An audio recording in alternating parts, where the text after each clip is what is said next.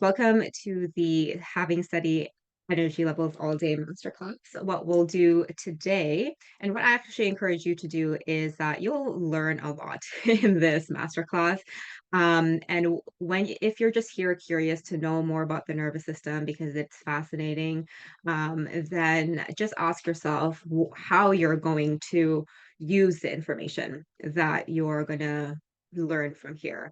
Neuroplasticity is an active process. It's easy to just absorb information, but when you can put meaning and saliency into why you're here, then you're most likely to learn it faster and how to apply it in your life, whatever it is that you do. And so today you'll learn the anatomy of the nervous system in the different states, the vagus nerve, which has a key role in regulating our nervous system, the difference between what we call top-down and bottom-up processing. And we're going to do a quick exercise to see how you currently handle your stress. We want to apply this into your real life and talk about the concept of window of tolerance. Then we'll talk about what an actual healthy nervous system is. And hint, hint, it is not a relaxed nervous system. We'll talk more about that. We'll talk about the different nervous system states or the survival states of the nervous system as well.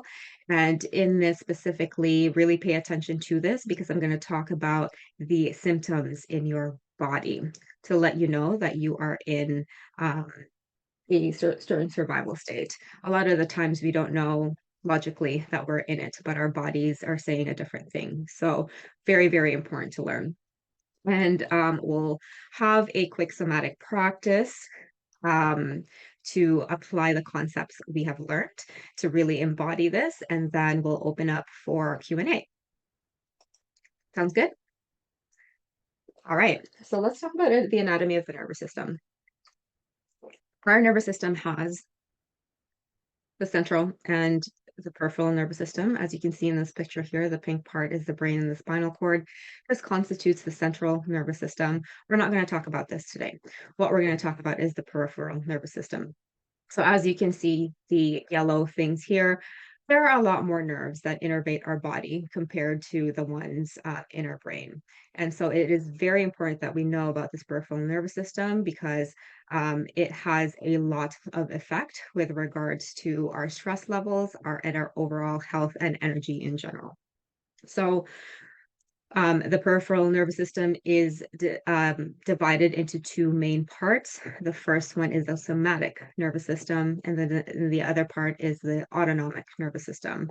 So the somatic nervous system is the part of our bodies that control the the the muscles but in our bodies, the bodily muscles, as well as the sensory information that we have. So seeing, hearing, sensing, tasting, smell, as well as touch. So that is controlled by the somatic nervous system. This part of the nervous system is something that we have some conscious control over.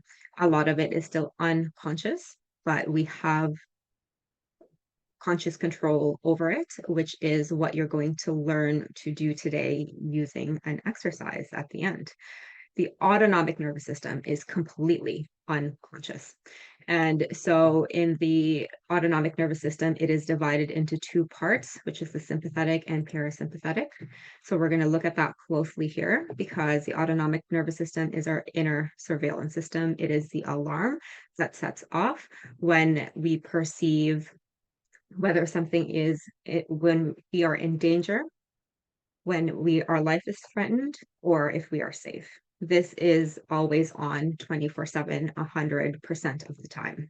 And this happens all outside of our conscious awareness.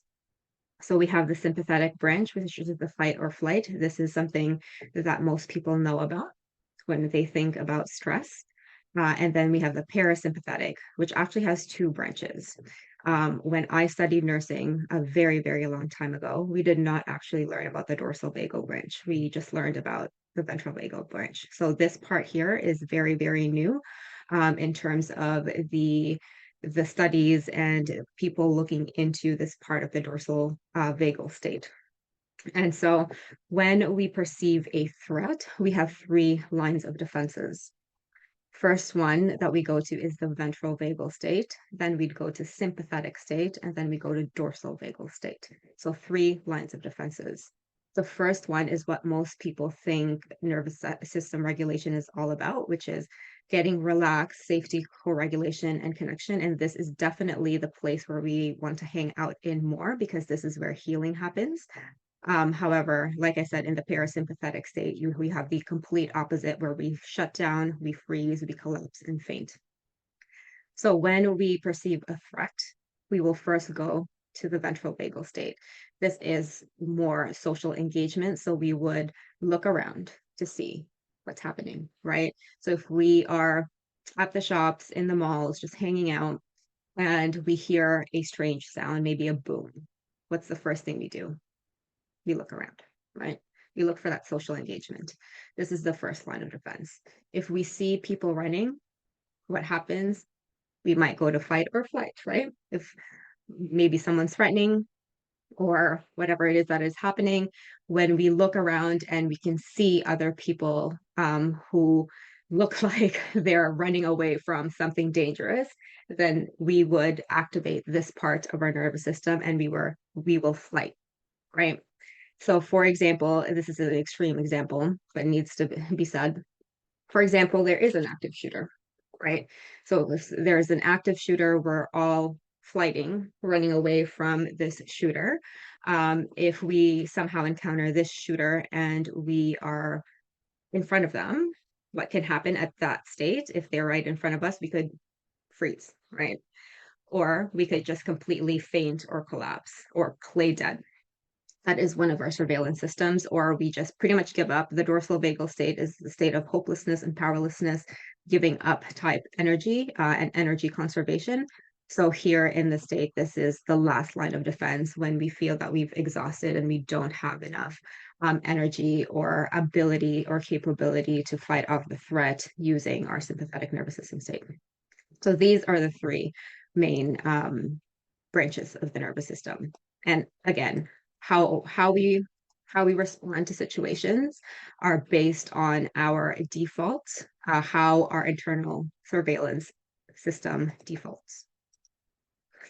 So the vagus nerve is part of our nervous system, which innervates all of this. And the vagus nerve is the nerve that is very, very crucial in nervous system regulation. So it is the epicenter of our mind-body connection, and it controls our autonomic nervous system responses like the fight or flight, as well as the shutdown and collapse and freeze. And so in the nervous system world, we have this concept called top-down processing, which is the information going from our brains up here down to our sensory organs. So whatever it is that is happening from the brain goes down to the spinal cord, and then it innervates to all of these areas. So this is when our minds can influence our bodies.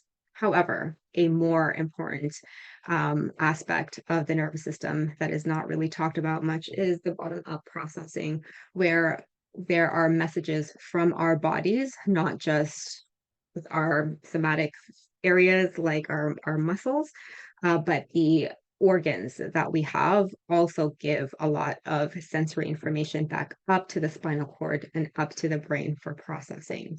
And so for the vagus nerve in particular, which is again involved with regulating our nervous system and our fight or flight responses, the vagus nerve actually contains 80% of bottom-up sensory information compared to top-down.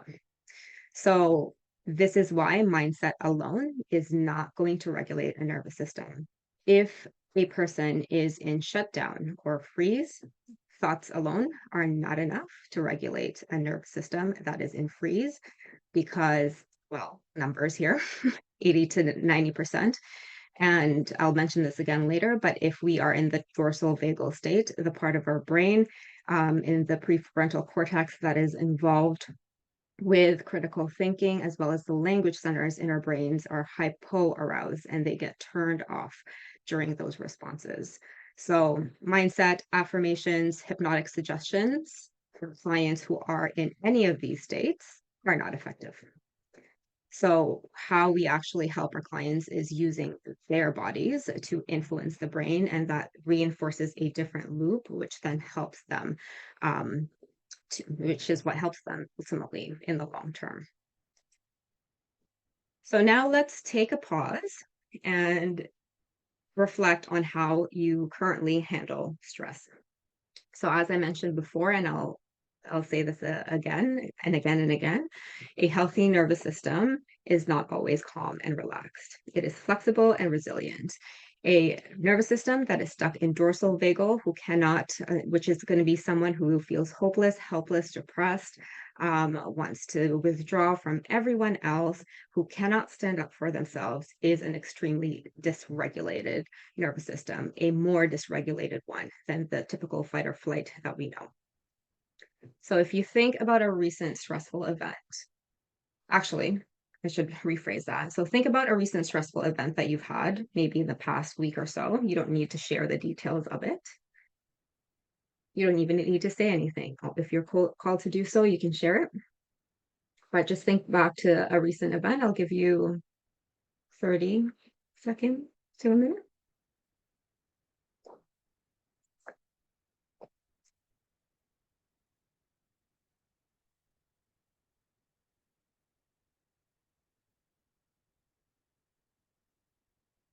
And so when you think back to that stressful event, how long did it take you to return to regular levels? So if you were in a fight or flight mode, more hyper aroused, your energy was really high and wound up. How long did it take you to return to a good baseline?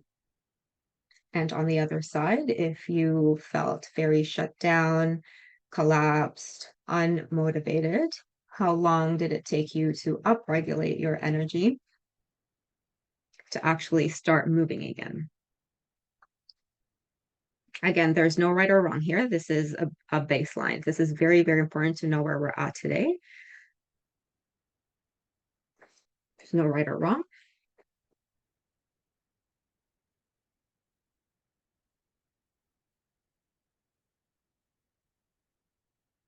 And when you think about that event, the emotions that you felt match the situation.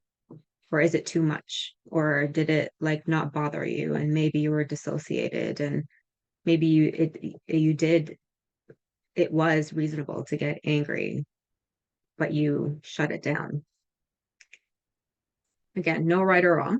It's just getting the baseline of your nervous system. And everyone who does this exercise gets a really interesting self-awareness within them. And so, how often, when you do have stressful experiences, how often do you feel a sense of fear of worry, I should say, even though things are okay logically? You know that everything is good, is going to be fine. You know that you are technically safe, but there's still that sense of fear or worry. How often does that happen or not happen?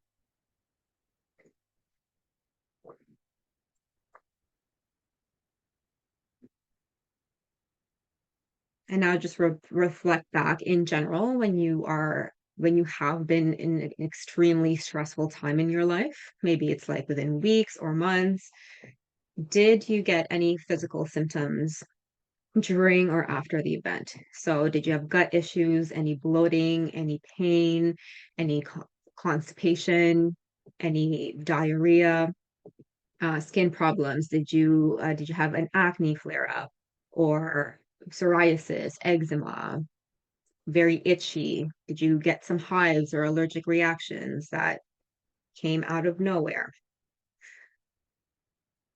You tend to get really, really bad headaches or migraines during these events. Are you seeing any correlation between any physical discomfort, even insomnia during these events? Be honest with yourself. This is not right or wrong. There's neither right or wrong. Does your hair fall off? Does your hair, do you have more gray hair?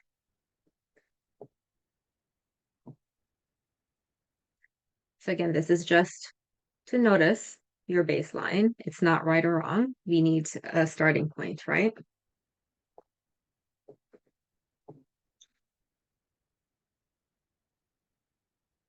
And so what you learn here at the end, the somatic exercise that you learn, you'll only learn one, but it's one of the most powerful ones that you can learn because you can do it anytime, anywhere, and people are not going to notice what you're doing.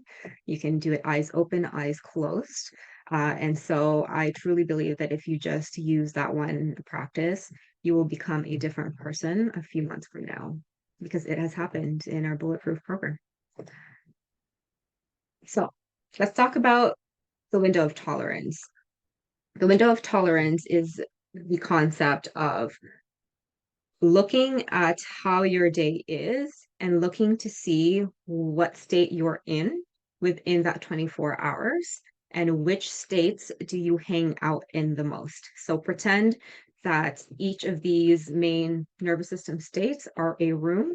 So the ventral vagal state is one room, the sympathetic nervous system state is one room, and the dorsal vagal, very hypoaroused state is in one room. And so, which rooms do you hang out in more? And you might not have the answer for that now because I'm going to give you the symptoms later. But this concept of window of tolerance pretty much just says that if you are someone who is regulated, you can go into these states. You can get hyper aroused or hypo aroused. Our nervous system is designed to go in these states. Let us not work against our biology because we will lose. Instead, let us work with our biology. So it is not about avoiding these states. It is about knowing that we've automatically gone into these states and we're choosing to go back to ventral vagal using the exercise that you learned today. Same thing here. No, knowing that you've gone into hypoarousal mode and choosing to go back into the ventral vagal state is what is going to help you manage your stress levels all day. This is how you have steady energy levels all day. A lot of energy is required to be in the sympathetic state for a long time. So if you catch yourself overly exerting and you bring yourself back to normal energy levels, then you get to manage it all day instead of the big like whoop at the beginning and then crash and then whoop and then crash again. That is very, very exhausting for the body. So instead, when we find ourselves getting way too much, we'll bring it back. Or if we're under aroused or hypo aroused, we bring ourselves back up energetically so that because in here, nothing's happening. We're in energy conservation. So we're just going to be blah. And the more blah we are, we don't want to move, then there's no circulation, and then it just makes our energy worse, right? So this is the ideal way for us to have steady energy levels. Versus that was regulated in the ideal world, but let's get real here. Most people are dysregulated and they don't know about it. Even hypnotherapists, imagine that.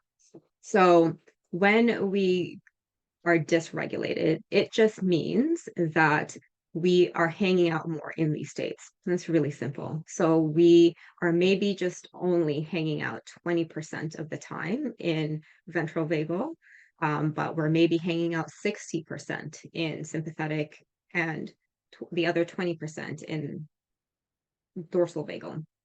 So again, this is not a bad thing. The concept of window of tolerance is to map out where you are now and increase this window throughout the day and throughout as time progresses. So even if today, maybe you'll find that you're hanging out in a regulated state and you'll know what these feel like in a minute, you're maybe just hanging out 20% of the time, can you week by week just increase that to 21%, to 22%? We're not asking for big shifts here.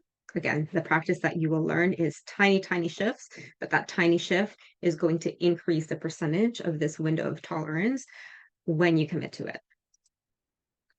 So a healthy nervous system is adaptive and resilient. It can go up and down normally.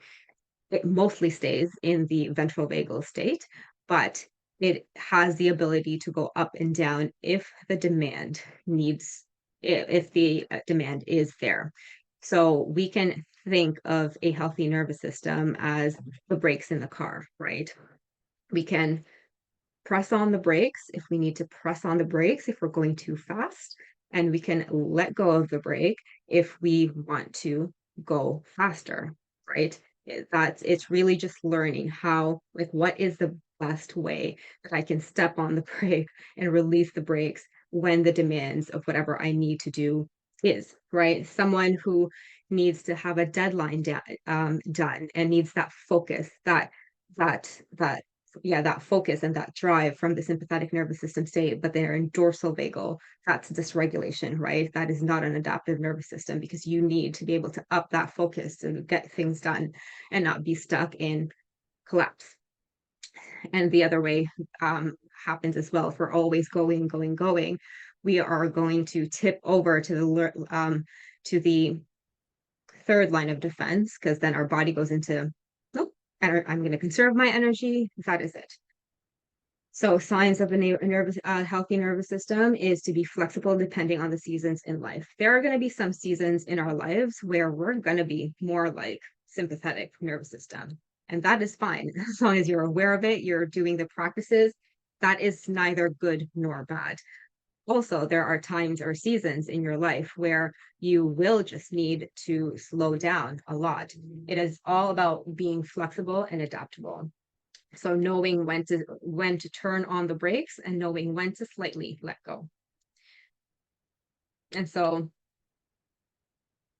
most people kind of demonize the fight or flight response, um, especially online, because it people are against burnout. Like, let's go into the flow and the relaxation and the 4-day work week.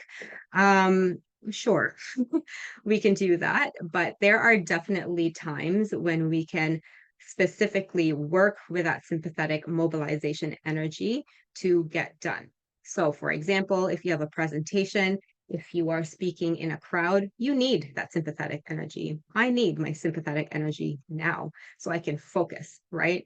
Um, Exercise and movement. If you want to move your body, if you want to get that heart rate up, you need your sympathetic nervous system act mobilization energy for that.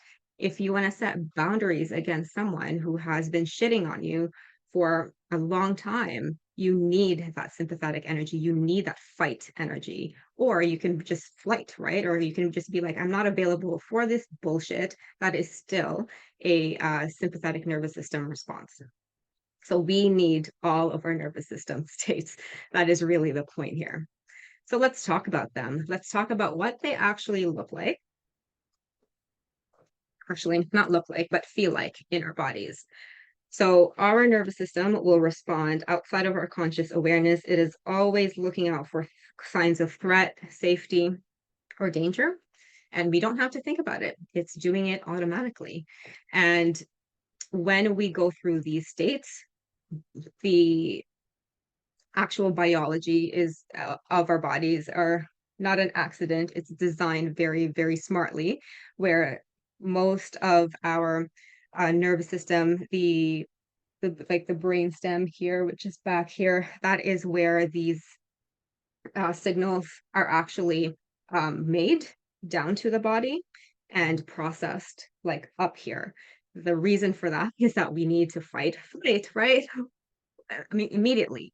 It takes time for all of the information to go from the body up here to our frontal cortex for interpretation. It will automatically move. We've had that moment in our lives where someone scares the shit out of us. They're in the corner, and we are either like, you see that a lot in TikTok. It's one of my favorite videos on TikTok, like watching people get scared, and you can see the other people's responses very, very quickly. Like they're either gonna like try to hit that person, like fight them, or they like run away, or they just scream and freeze and they go like this. That is the survival response in action. It's all fun and games. But before that, like when they freeze and then they realize it's like a joke, it's the person they know, then eventually a few seconds later, that signal goes up to the frontal lobe to be like, oh no, it's this person. But it does take time to do that, and for a reason. So this is just a review of all the state. And so I guess the biggest question right now is that how do we know which state we're in? Because we can talk about this all day, every day, and say that we are in ventral vagal. I feel great. Toxic positivity, right? But the biggest reasons, or the biggest way that we can learn which state we are in is through our posture, is one of them. There are many different ways, but our posture gives us a lot of information as to which state we are in. So let's do a quick exercise. Obviously, make sure that you're in a safe place, like you are not driving or operating heavy machinery. But if you're sitting around or even standing, let's do this quick exercise. So just raise your shoulders all the way up here, like force yourself to do it. Make fists with your hands and really clench your clench your hands here. Raise your shoulders up, brace through your ribs, contract your abdomen, like really contract your abdomen, lean forward, tense your jaw, and just focus on something and just keep yourself in this state. Just a few more seconds and let's go. Let it go. Notice what happens to your energy and notice what happens to your posture as well. So what we've done there is just initiate a sympathetic nervous system response. So how we know we are in a sympathetic nervous system state is just to, at this moment right now, feel our muscles, especially in our neck, back of the neck here, our jaw, our traps, or maybe our legs are very, very tense. And if our arms are very taut, we're pushing someone away, right? That is a sign that we're chronically in this state.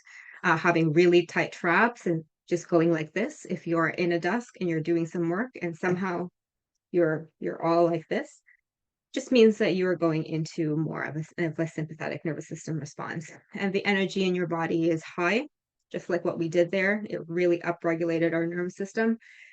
We feel anxious and we just feel on. There's something that we need to do, and there's somewhere I need to go. There's a sense of urgency. And our gut will have low motility because when we are in the sympathetic nervous system, the blood flow is prioritized away from the gut and into the muscles because we need to fight or flight. And this is why we have gut pain when we are chronically in the sympathetic nervous system state, both actually. But this is why some people who are very, very highly anxious, it is not a surprise that they have gut issues as well. And it's types of thoughts that you would think when you're in the sympathetic overdrive, especially if your nervous system is sensing threat, are a sense of fear, anxiety, irritation, anger, and panic. And systemically throughout your whole body, if you hang out in that room of the sympathetic nervous system state, what happens is that everything will be inflamed because there is chronic release of hormones such as adrenaline and cortisol that is not being managed and not being allowed to flow down naturally. And we're not allowing for the repair of the muscles. That's why it keeps on getting tight. And we have pain and potentially injury there as well. And our ability to digest also is negatively affected because the blood flow and nerve innervation, it just doesn't happen when we are in the sympathetic overdrive. And so on the other hand, on like the very opposite side, once we tip over after sympathetic and we lose that energy and and our nervous system goes, I'm done here. We are done. We're going to conserve energy instead. The complete opposite happens when this is when our muscles are very floppy and that our tone is low. And usually I'll go back to sympathetic nervous system. the posture of someone who is more of in a sympathetic nervous system state is more forward. Um, like they gotta go somewhere, right? So it's a more a forward moving towards energy. Um, and a dorsal vagal type of posture is more low tone. You can really see in the muscles, you can see it in their face. They're just very like Eeyore, right? They have an Eeyore type face. And their energy is obviously very low. They are in energy conservation, so they don't have any motivation. They don't have any drive or passion in life. And the gut, because it is under aroused as well, they get diarrhea.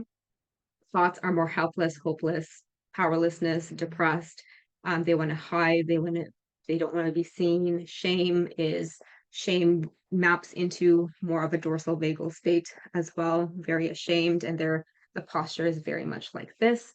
And they have chronic fatigue because their nervous system is in a chronic um, state of energy conservation. And on the more positive note, if we are hanging out more in ventral vagal, then our muscles are going to contract and relax appropriately. So when we're just hanging out, it's not overly tense. It's pretty relaxed. The tone is good. There's no bracing. Breath feels full and we are in a state of flow. We have enough focus and our energy is steady throughout the day. And the gut feels soft. It is regular. There's your bowel movements are going to be regular. There's no bracing. And the thoughts that you would think here would be more clear, coherent. Your emotions will match the situation and the stressful event. And you're able to discern what is real and what is reality instead of blowing it out of the proportion or not looking at something that needs to be looked at and just brushing it off or avoiding. And this is the state of the nervous system where we feel very adaptive and resilient. We can go up and down, and this is where we feel our best. And this is where healing takes place, recovery takes place, reproduction takes place. And so this is just another map of dysregulation, a dysregulated nervous system. So if we are just kind of like hanging out here. It's the beginning of our day, but then something pisses us off. We see something on the internet, maybe some bad news. We're like over here, right? And we're like in the yellow already. We're in the yellow already. And it's because it's the first thing we see in the morning. It sets us up already to be of higher arousal levels. Then you go somewhere, get up, like you're driving and someone cuts you off, and then you're pissed off. Now you're up here, right? And if we're not mindful, we are going to be now throughout our day. It's only 8 a.m. and now we're just pissed off. We're in the state of hyper arousal. And then, Sally, who is our coworker, is like now gossiping about this person and she's like gossiping and then you add to more of the gossip and now we're all up here and then you are working and then something sets you off again, like maybe it's just someone asking you a question about what you're doing, maybe your boss is there, just asked you about what you've been doing all day, like a legitimate question, and then you get into panic or hypervigilance and you then start to think, oh my God, my boss is out to get me. They're going to fire me, whatever it is, right? That is what happens when we're not aware, because our default has become high throughout the day because we are not aware of what our bodies are doing. Same thing here. Maybe we just had a bad sleep, so energy isn't really, really good. And then just something in our day stresses us. This is more dependent on where this person is at their lives. So maybe they're more in a dorsal vagal state. They've burnt out so much. They've used up all of their sympathetic nervous system drive, and a stressful event like something in the news just automatically gets them into this hypoarousal where they feel everything is just terrible. The world is terrible, even though it's more of a contextual thing, right? So that what it looks like. And so, of course, a lot of theory here, a lot of knowledge. So let's now start to apply it. So how do we use our posture to regulate our nervous system? we have this thing called proprioception, is which is how our nervous system knows where our body is at in space. So that our nervous system is always detecting proprioception, like where our spine is, where our feet are, the position of our head. This is how we regulate our nervous system.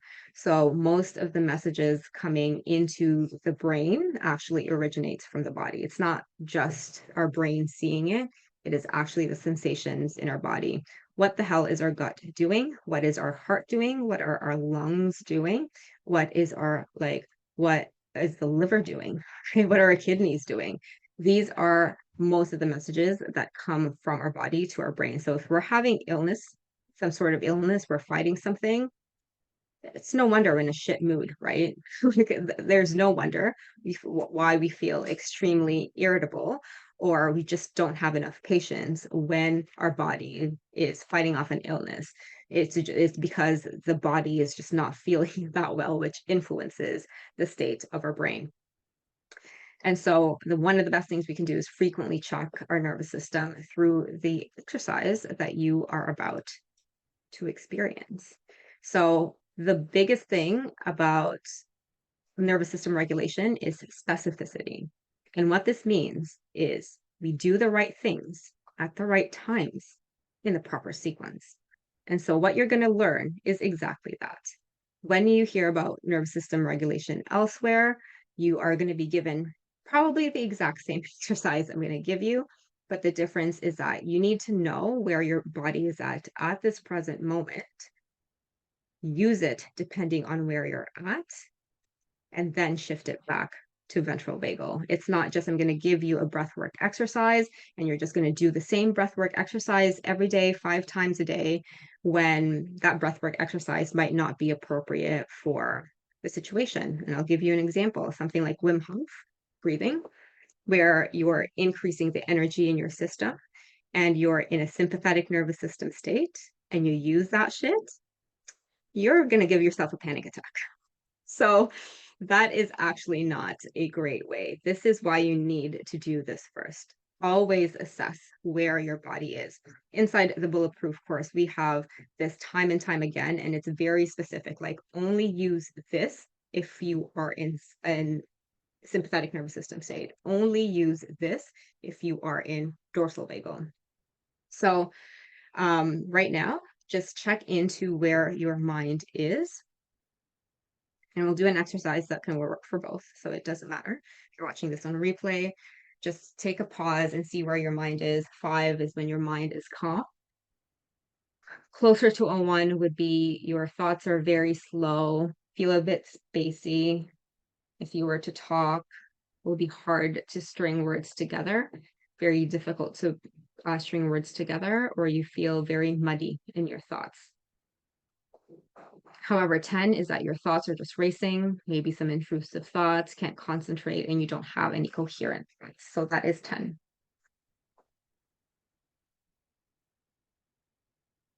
So where are you in the scale? And just write that down somewhere. Just write the number. So mind and the number.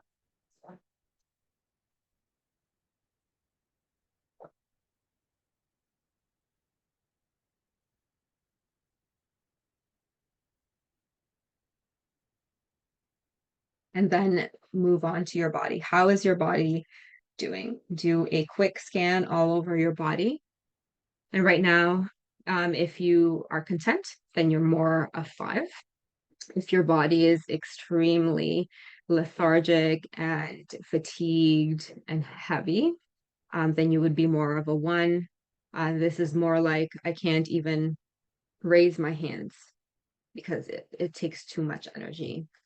And on the other side, just can't keep still, very restless, very hyperactive, like you just feel that you need to go somewhere.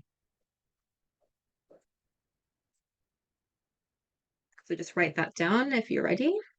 Write that down once you have that. Okay.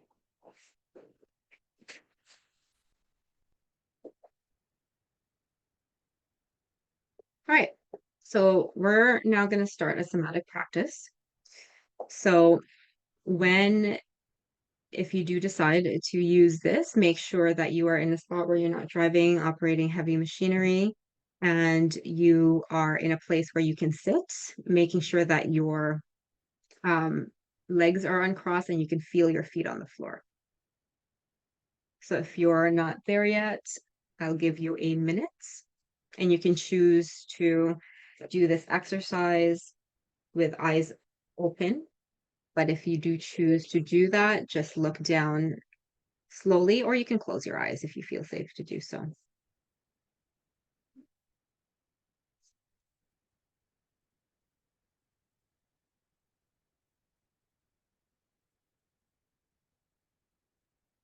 So now just tune into your body and feel your feet on the floor.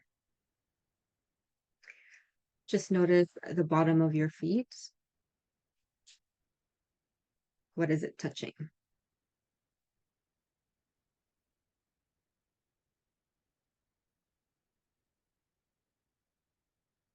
Is it a sock? Is it the floor? And just notice your feet coming into contact with the floor.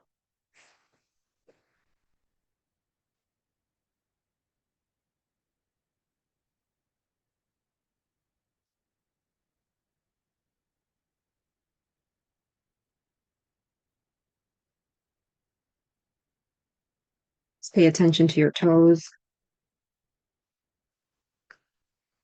where your heels are, and the sole of your feet.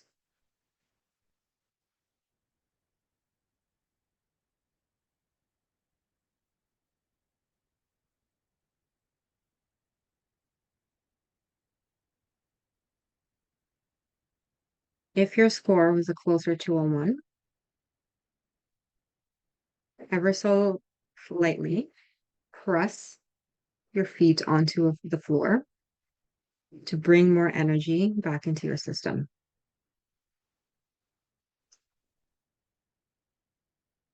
Just press your feet on the floor and feel your feet making more firm contact on the floor.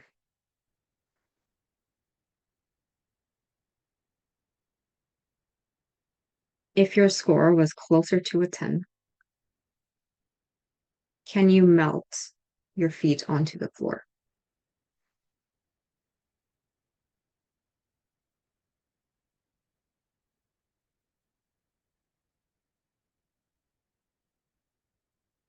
Can you soften through the contact point on the floor?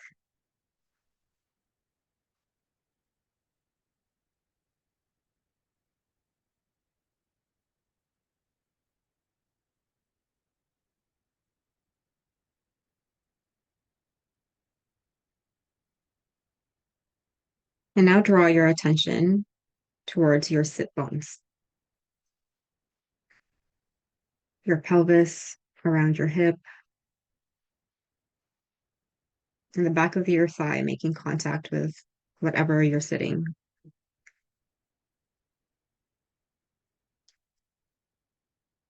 Just feel that contact point of your pelvis on the floor, on the thing you're sitting on.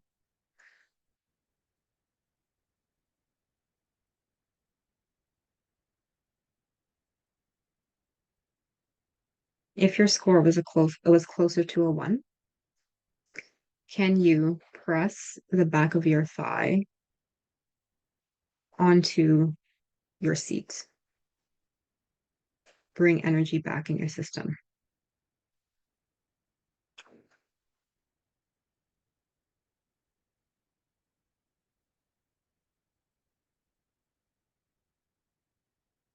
If it's difficult to feel, then you can just rub your hands down the side of your thighs to start bringing sensory information onto your legs.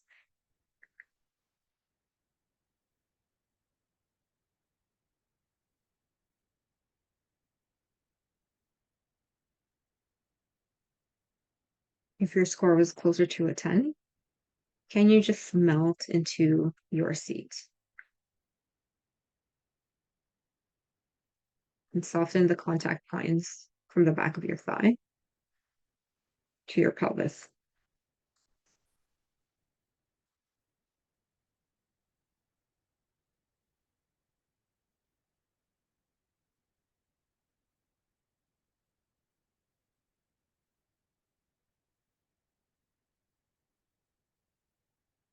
Now place your attention right where your spine is.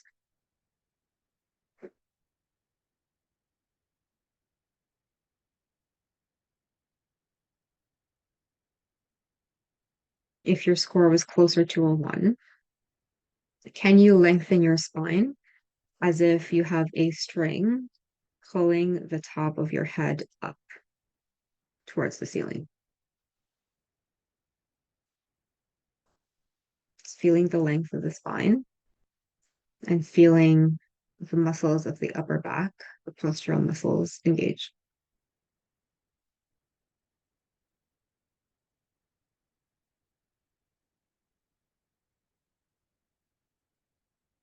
If your score was closer to a 10, can you allow the back, or whatever it is that you're leaning on, can you just allow yourself to be supported?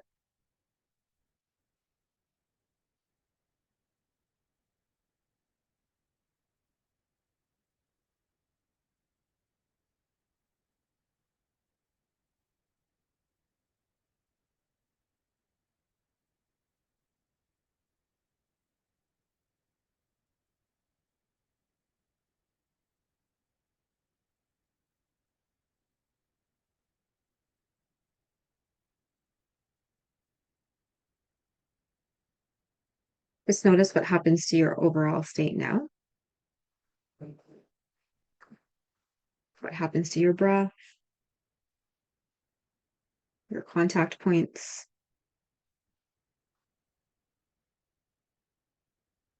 your thoughts.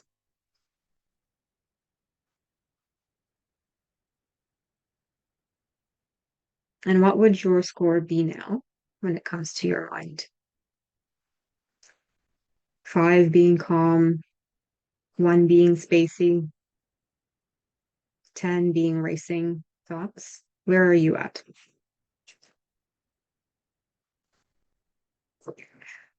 Knowing that even just 1 point is a massive difference to the nervous system.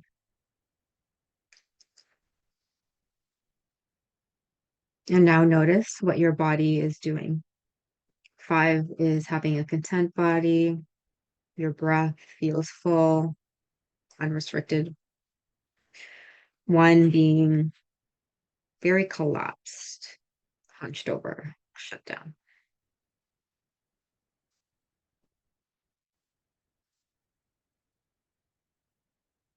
10 being very restless or hyperactive. Where are you now compared to where you were?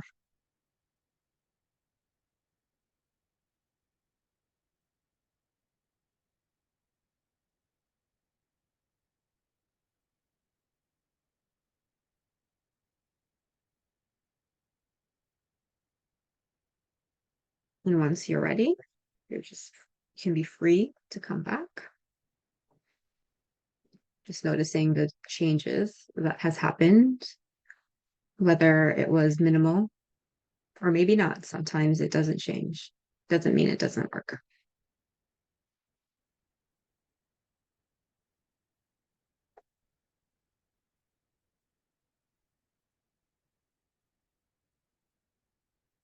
All right, welcome back. Well, that was that was it for the presentation, really. That was the last thing that we did, putting everything together and embodying the concept using the contact points practice. So for the contact point practice, obviously we did this. You might have done it eyes closed. You can definitely do that. And so um, you can do the contact points, eyes open, when you're really just paying attention to your feet, and also where your spine is in space, knowing that it can be, very simple if we're hunched over. Doing this, we're going to be more in dorsal vagal, and if we're like just going and very, very tense, we're going to be more in sympathetic. So learning how to just come back to settling and balance intentionally when we feel ourselves doing that, assessing where we're at, and then balancing and then reassessing, that is the neuroplasticity that's going to happen, and going to benefit you long term. And as I mentioned before, if you do commit to do this every single day, you're going to be a different person, um, 3 months from now, 6 months from now. So that was it for that. Any questions at all? Any feedback at all with based on what you've learned? Um, think of where you might use whatever information that you've learned.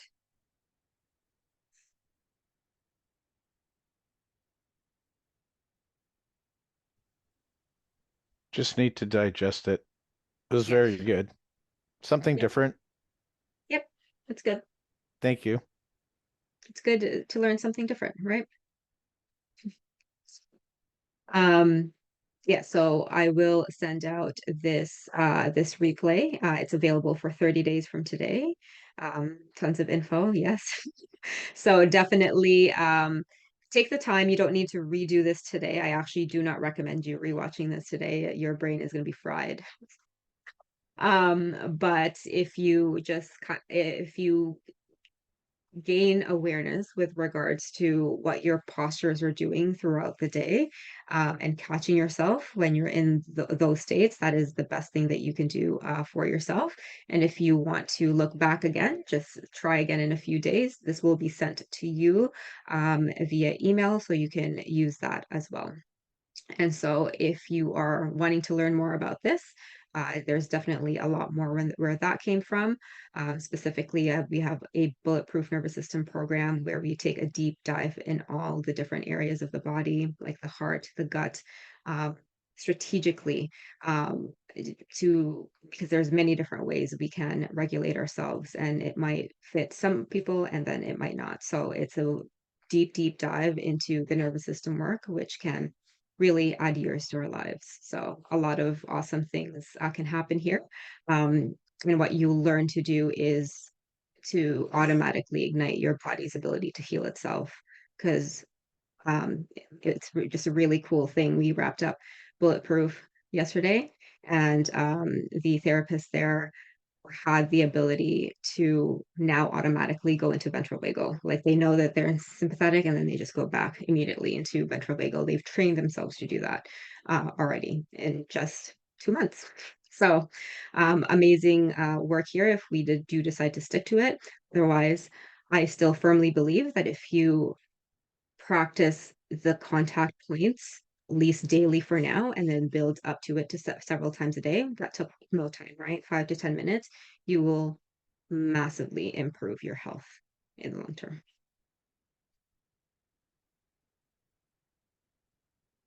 Any other questions, guys? I'm not going to keep you. If you're all good and you've had the information and you are going to process the information now to see what it's like, all good. All right. Perfect. Thanks, Melanie. Thanks, Mike. It was nice to meet you officially, and stay tuned for the replays, and I will see you soon.